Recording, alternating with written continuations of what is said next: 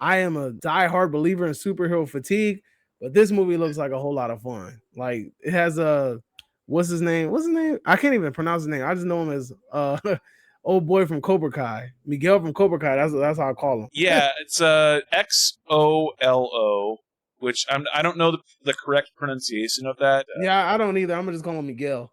Yeah. So Well, because he's great in Cobra Kai. Yeah. Yeah, he's great. Like, and it's crazy because I have a friend out here that his wife runs the Latin American Film Festival or something in LA. He met Miguel way back when like he wasn't even like big yet. He wasn't even on Cobra Kai yet. And he was telling him, like, hey man, you need to push. Like, you're a really good actor. Like, you got this, you could do it, da da da da. And then look at him now, a whole DC movie. He's liked in the community, though. He's definitely liked in the community. Well, and it's a weird character. So yeah, because Blue Beetle, I believe, was originally not a DC character, and then the company that owned Blue Beetle got bought by DC. I think that's how it went.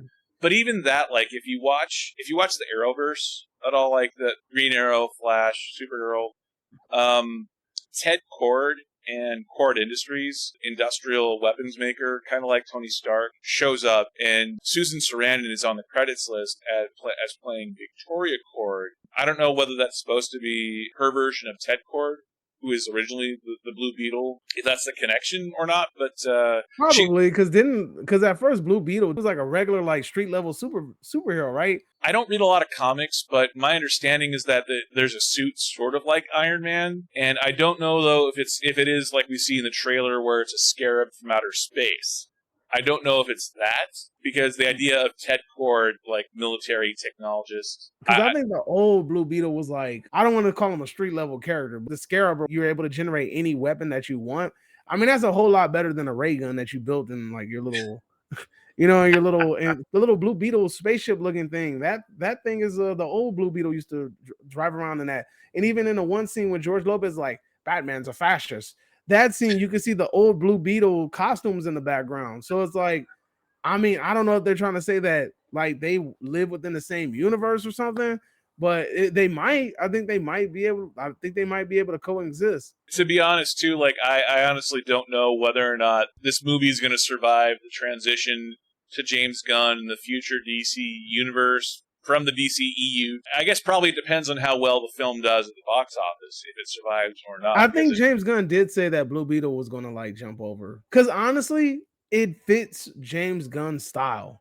It's that James Gunn has that campy, funny, dorky superhero movies. Like, that's his bread and butter. Like, he likes to make those kind of films. Blue Beetle seems like a campy, dorky superhero movie with a really good lead. So let's see if they can execute. Because I mean, as the movie, all it has to do is be entertaining, have good CGI, and have a good third act. These DC movies struggle with third acts. I don't know what it is. Even their best movies struggle with third acts, So let's see if they can get out of this slump, because the last DC movie that had a good third act, Joker, and that's not even in the DCU. Yeah, that's But that's the last DC movie that I felt like had a decent ending. I didn't like Batman's ending. I also didn't like how they used that damn score every chance they got. The man took a piss at a urinal, zips up his zipper, dum dum dum dum dum, for everything. Goes into the fridge, takes out some mustard, dum dum dum dum. I swear. The whole third act of flooding Gotham City, it goes from great detective procedural to huge set pieces and flooding of Gotham City for absolutely no reason, when it should have probably ended before the third act. Because it's a long say it. I think Pattinson should have been Nightwing and not Batman, but that's just my opinion. I mean, at this point, like, is a giver, we kind of give and take at this moment. But yeah, I just really hope that Blue Beetle has a good ending. But I feel like the villain is gonna suck, because based off of that trailer, I already feel like the villain's gonna suck. Like, I don't really feel like there's a real threat. Come on, dude, you're an alien, like, with like all the powers that you need. Like, like, you can be as strong as you want to be, and you're going up against, like, I guess I'm assuming like a human-made Red Beetle type deal. I don't know, like.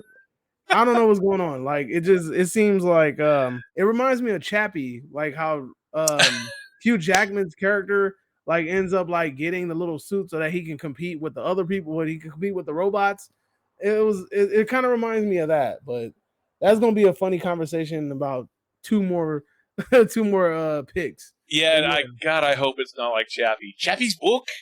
Like, yeah, I Hey, love I Neil. love Chappie. I love Chappie because it's like the rated R short circuit, but I hate the African rappers, the South African rappers that are in that movie. Watching them during that movie ruined my whole experience. I thought Chappie was a dope movie. I love Chappie's character. Like I said, it reminds me of Johnny Five. Like the whole movie, I'm like, yo, this is Johnny Five. If like he just took that shit to another level, like you know. So it's like, did you see you? Are you a fan of Short Circuit? Have you seen Short Circuit? Yeah, I love the Short Circuit movie. I love Short Circuit 1 better than Short Circuit 2. In a But weird yeah, way, that's one of the ones where I like the sequel more than the first one. It's a rare really. occurrence. Yeah, I don't know why I like the second one. I don't know. It might be something as a kid. Maybe it was punk rock Johnny Five. I don't know. Well, But I love Fisher Stevens' character, but that's a character that could not be done nowadays. With you know Fisher. they were supposed to remake Short Circuit, right? I don't know if it's still going to happen. It's supposed to be a Hispanic themed spin of Short Circuit. The company's going to be like based in Mexico or something. I don't know.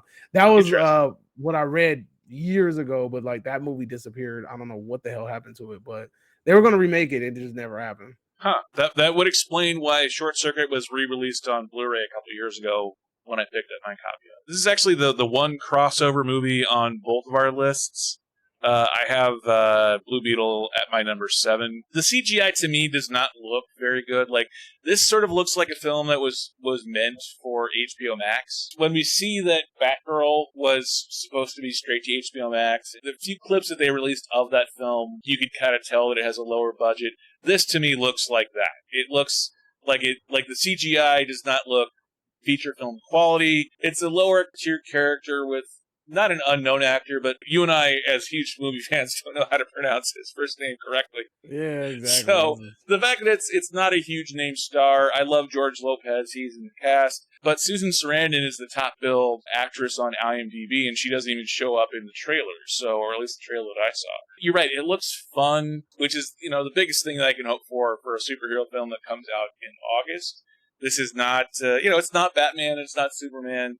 It's Blue Beetle, so it looks fun, and it comes out August 18th.